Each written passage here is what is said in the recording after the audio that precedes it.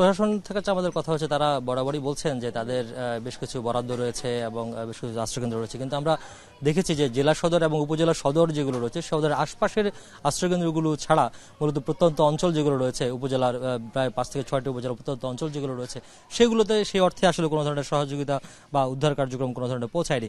আমি একটু দেখাই যে এই যে সামনের যে মাঠটি রয়েছে, এখানে অর্থাৎ হাঁটুপানি, এই হাঁটুপানি ডিঙ্গিয়েই এই যে আশ্রয়কেন্দ্রটি রয়েছে, সেই আশ্রয়কেন্দ্রে এখানকার যারা মানুষ রয়েছেন, বেগমগঞ্জের লতিফপুর এবং কুতুবপুরে যে মানুষগুলো রয়েছেন, তারা এখানে আসা শুরু করেন। অবিরাম শীতল বাতাসের নিশ্চয়তা নিয়ে এলো blink fan relax. Blink fan, বাতাস অবিরাম। সুপেয় পানির চরম সংকট ধারণ করেছে, পাশাপাশি খাবার সংকট তো রয়েছেই।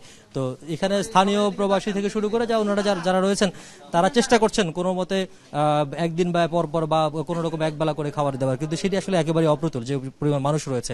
আর ওষুধের কথা যদি বলি, এখন পর্যন্ত অধিকাংশ আশ্রয়কেন্দ্রেই ওষুধ এসে পৌঁছায়নি।